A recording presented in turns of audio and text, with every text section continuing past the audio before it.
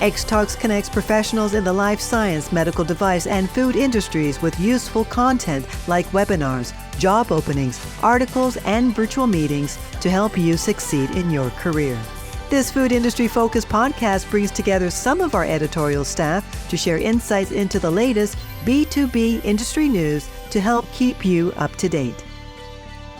Hello everyone and welcome to the Xtalks Food Podcast. I'm Sydney Perlmutter, Senior Food Industry Journalist and Webinar Moderator at Xtalks.com, and this week I'm joined by Vera Kovacevic.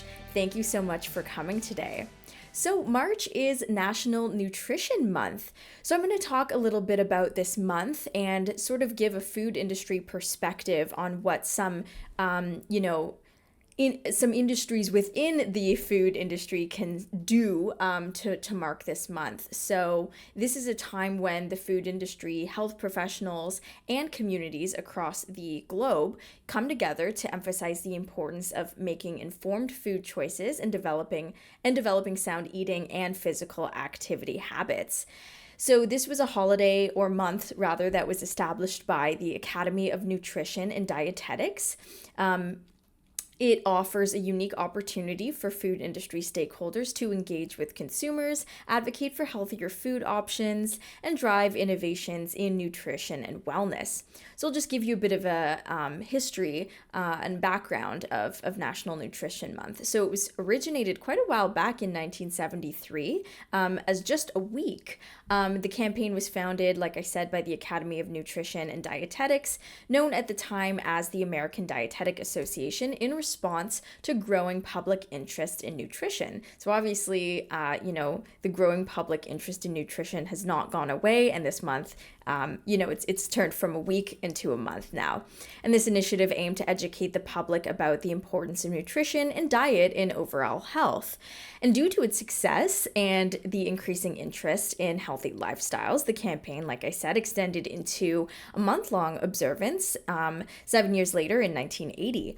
And each year, National Nutrition Month focuses on a theme that highlights aspects of nutrition and health. So over the decades, it has grown to become a significant event for health professionals, companies, and organizations dedicated to improving the nutritional well-being of communities worldwide.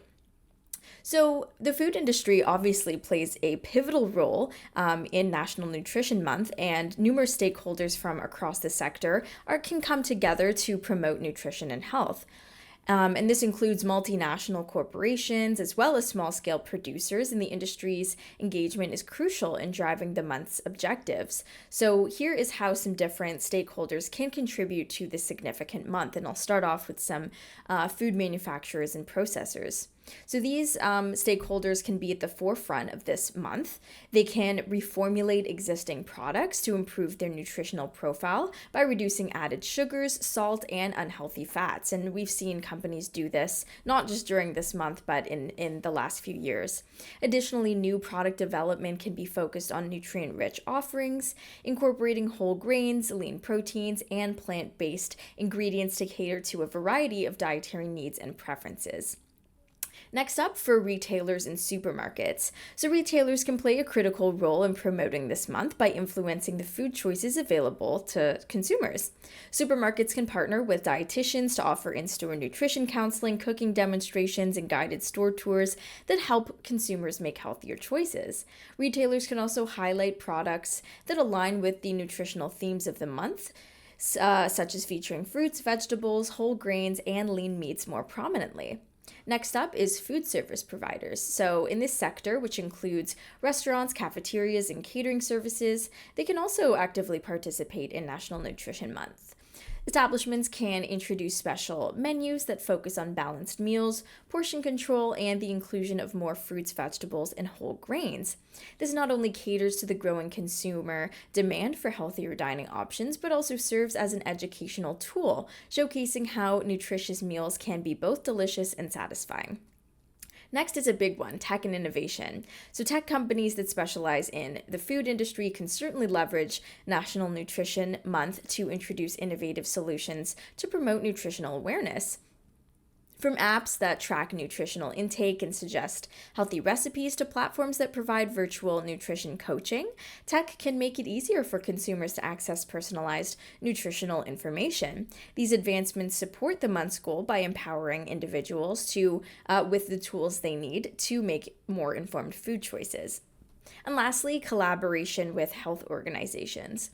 So food industry stakeholders can also collaborate with health organizations to amplify the impact of Nutrition Month this year.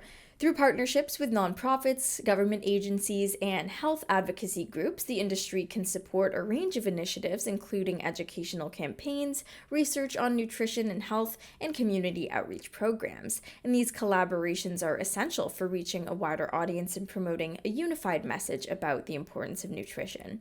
So, National Nutrition Month this year, which we're currently in still, presents a significant opportunity for the food industry to demonstrate its commitment to promoting health and nutrition. Through innovative product development, educational initiatives, and collaborative efforts, stakeholders across the industry can make significant strides in supporting consumers' nutritional well-being. And as we celebrate the month, the food industry's role is not just about providing products, but also about being an active participant in the journey towards a healthier future for all. And by embracing this big and important responsibility, the industry can make a lasting impact on public health and nutrition awareness. So as I was rereading through this list, I was sort of asking myself, out of all of these stakeholders, and of course they all have an important role to play, but I was wondering, Vera, which of these stakeholders do you think can have the most impact in terms of National Nutrition Month on consumers and just the broader industry?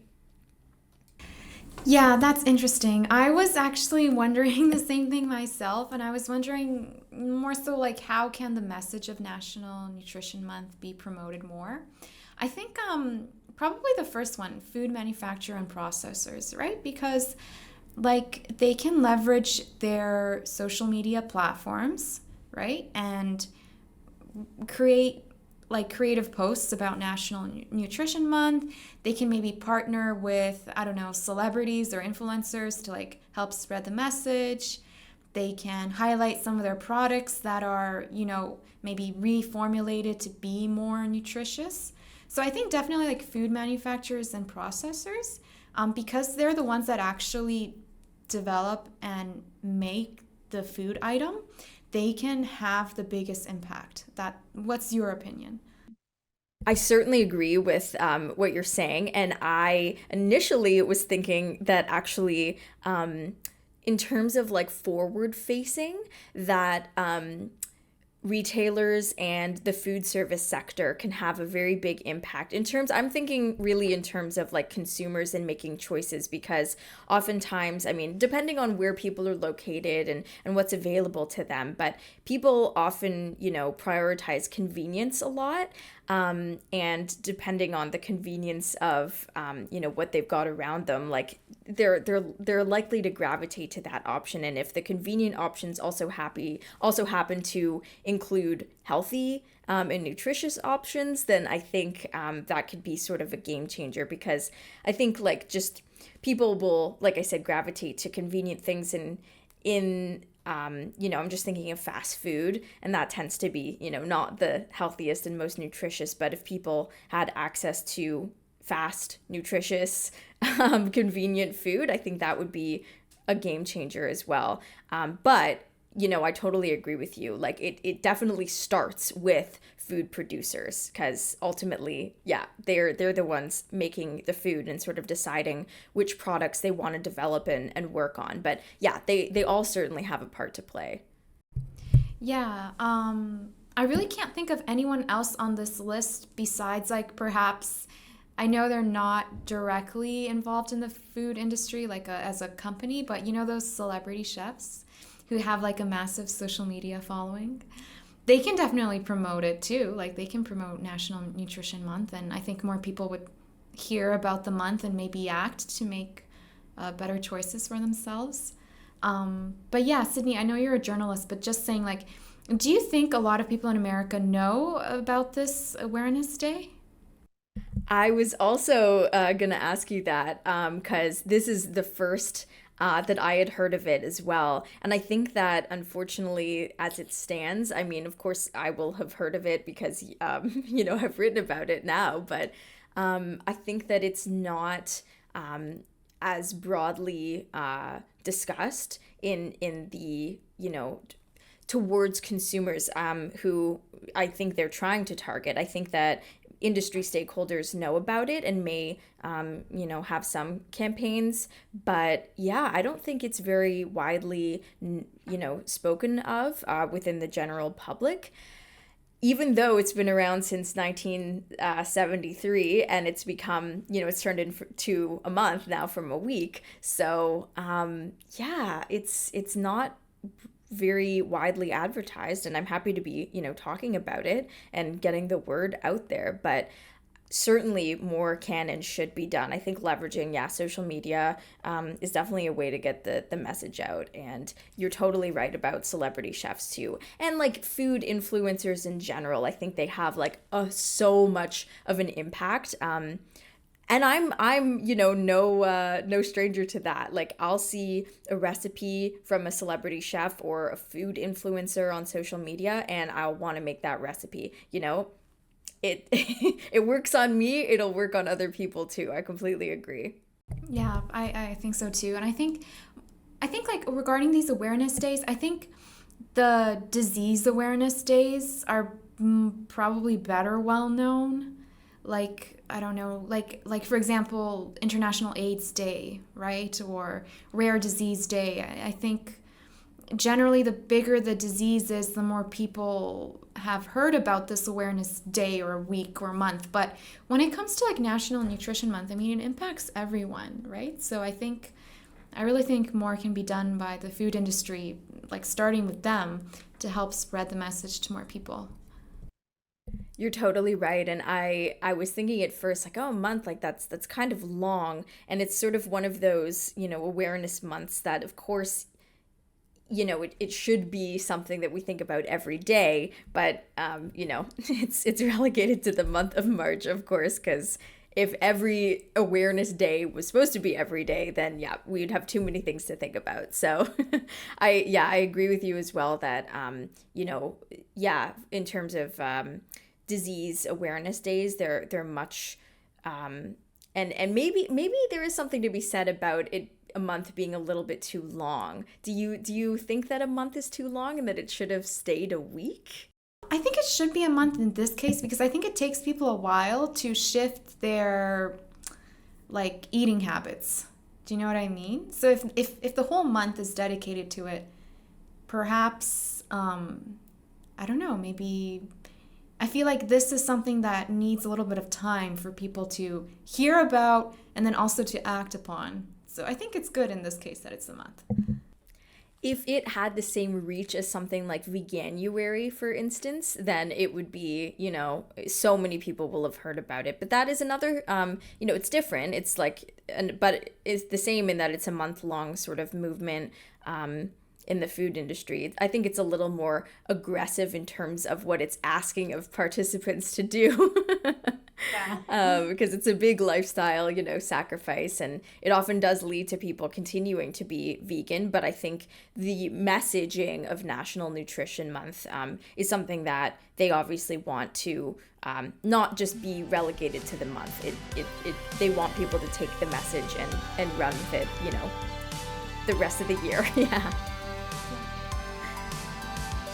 All right, well, speaking of nutrition, I'm going to talk about the low-sugar juice revolution that's sort of sweeping the food industry, the beverage industry, rather, right now. So the beverage industry has been witnessing this seismic shift towards health-conscious drinking habits, and among these trends is low-sugar juice, which has really surged. And it's, of course, driven by consumers' growing awareness of health risks associated with high sugar intake, and this demand has spurred innovation among food tech companies.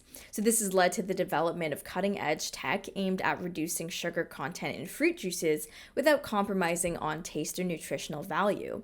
So why is there such a big focus on low-sugar juice right now? So this pivot is not just a trend, it's a response to a global health concern.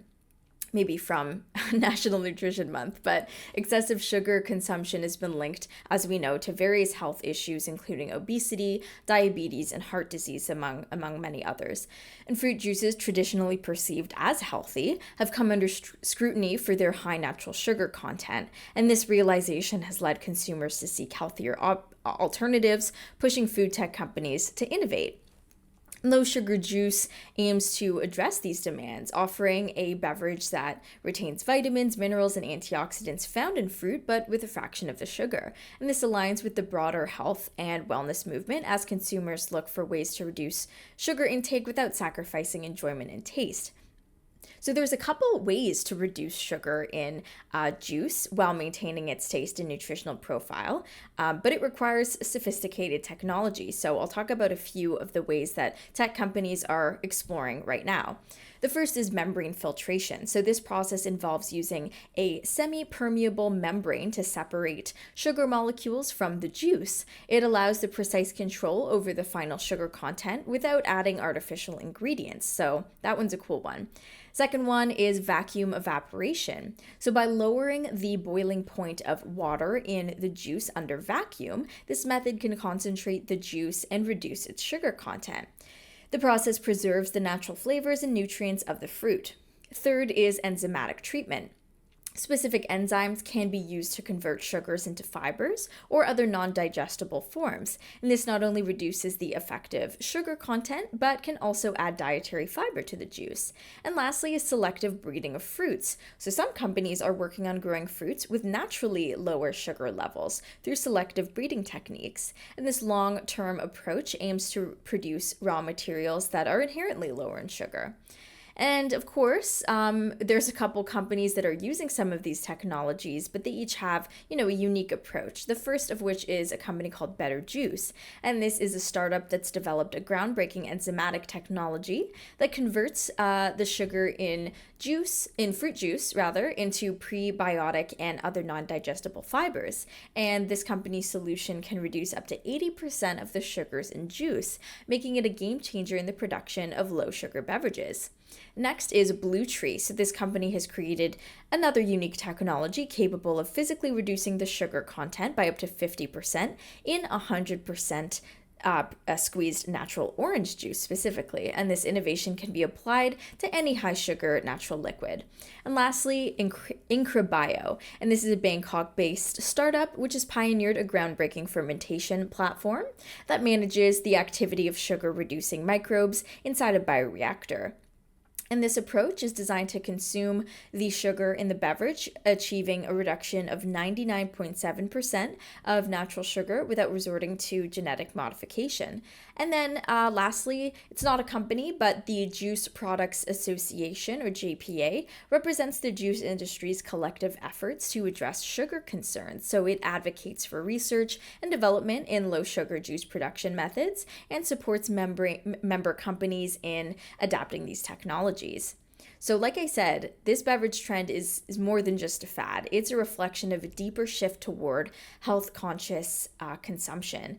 The technologies being developed to produce low sugar juices are not only innovative, but are also setting new standards for the beverage industry as a whole. Companies and startups in this arena are leading the charge, ensuring that consumers can enjoy their favorite juices in a healthier, more responsible way. And as these technologies continue to evolve, we can expect the low sugar juice market to expand, offering even more options for those seeking to reduce sugar in their sugar intake.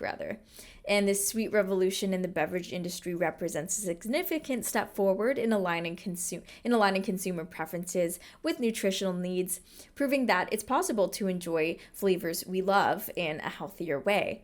And reading this back again, I'm actually surprised that I didn't mention the fact that, children are such a big consumer of fruit juices. So I'll mention that now, but I think that this, this growing trend in tech will be absolutely, it's for everybody, but especially for children, because we know how much kids love juice. I still love juice, and I'm not a kid anymore.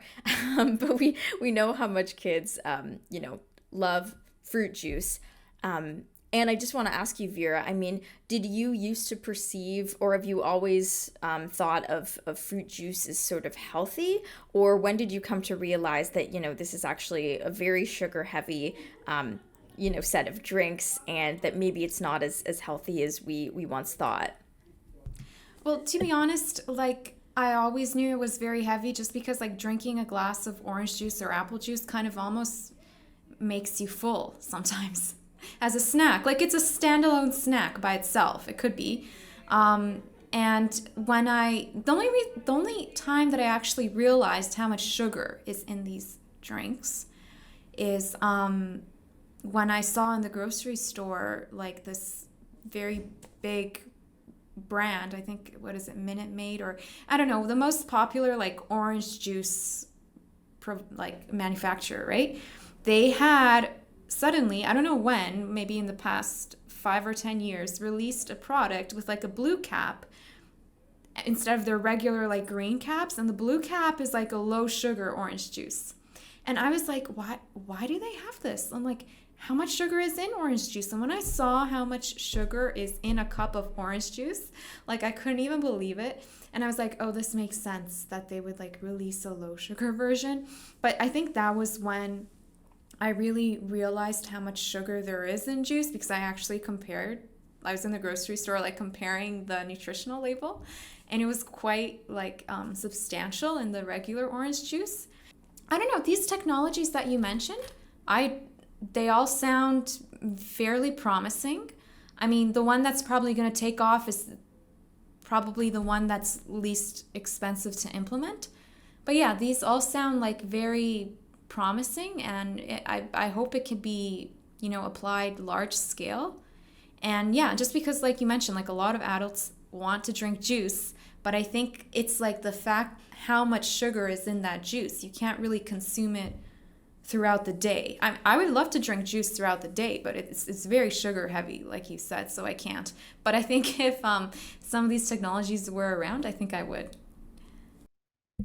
Yeah, I found particularly interesting the selective breeding of fruits. It sounds like it's obviously a more long-term approach, but Right. I think specifically breeding fruits to contain less sugar naturally would eventually make the process of turning them, into juice a lot easier, and not have to worry sort of about the other technologies. But I think we're, that's a little bit down the line, and that takes a lot longer. Now, do you think there's also something to be said about the difference between natural sugar, like sugar from fruit, as opposed to, things that are more processed and contain like, candy? Like, do you think that there needs to be more of a difference between how we view different types of how we view different types of sugar? Should we be looking at all sugar as the same, or should we be looking at, the sugar in fruit as a different?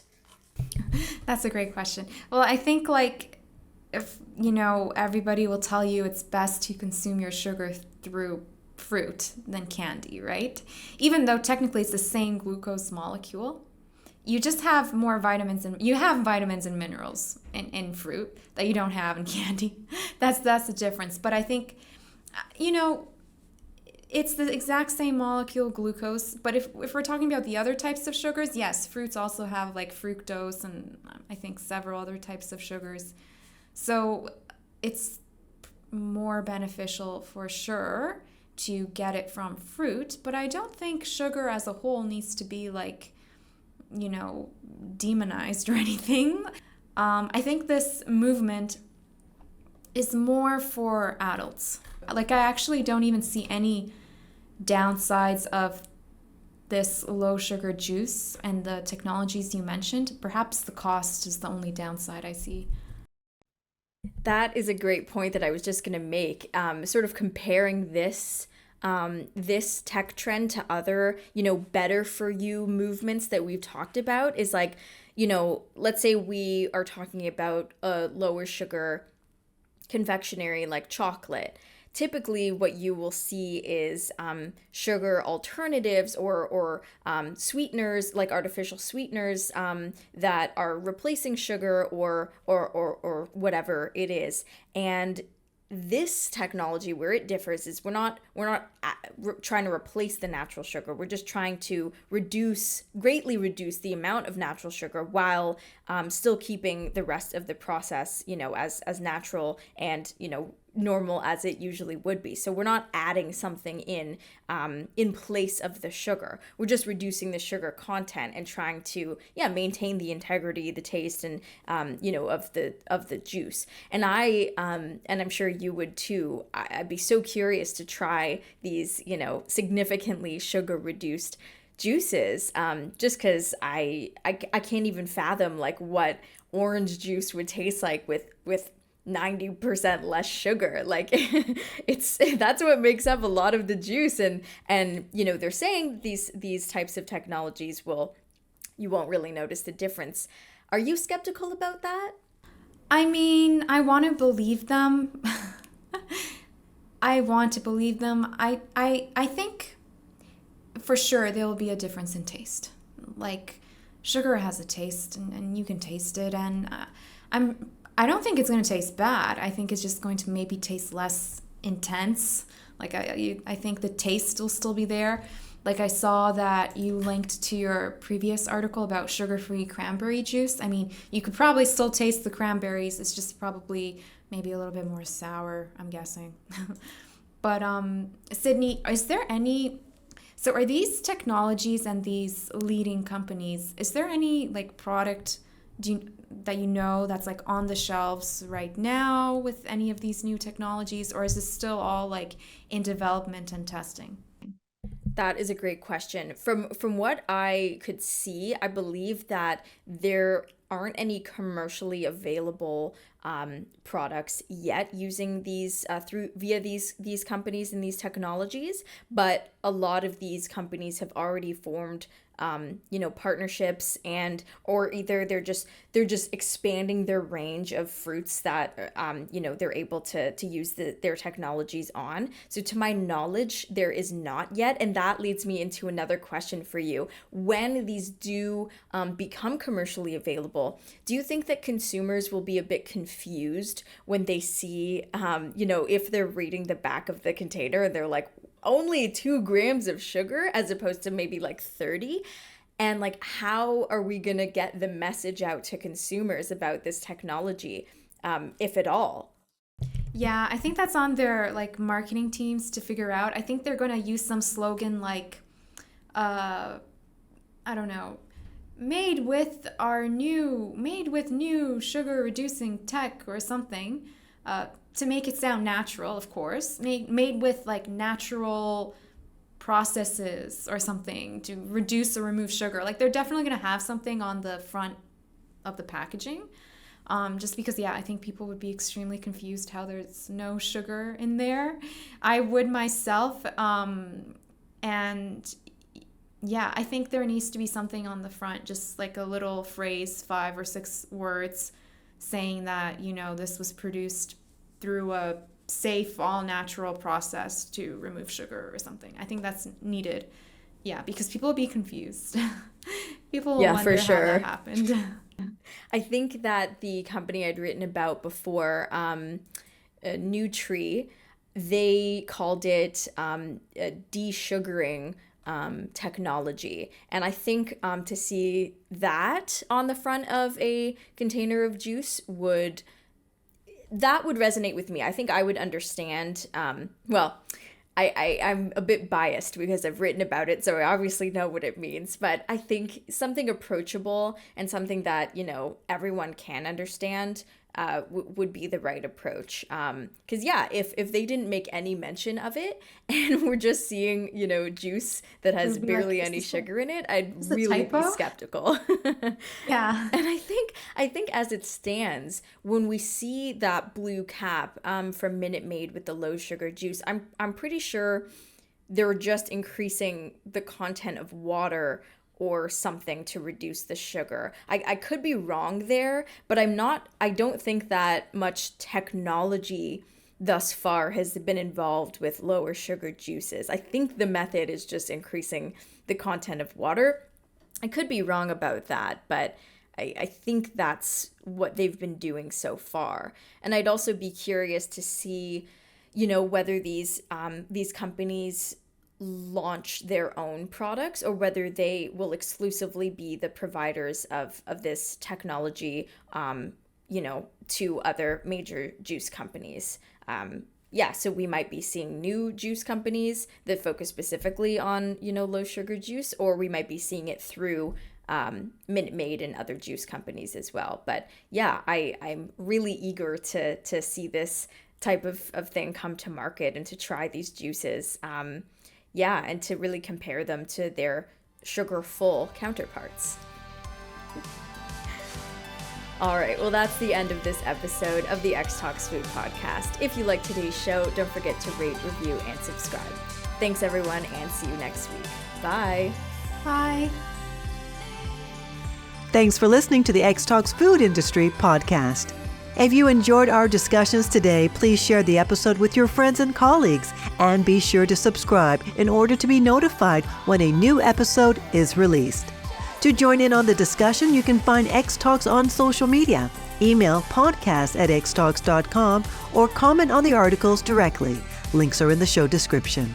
Take a moment to join our community at xtalks.com to get access to everything we have to offer, including webinars, job listings, virtual meetings, articles, and more. The views and opinions expressed in the podcast are those of the speakers sharing them. They should not be taken as professional advice and do not necessarily reflect the policy or position Honeycomb Worldwide. For further information, email us at podcast@xtalks.com. Thanks for joining us, and we'll see you next week.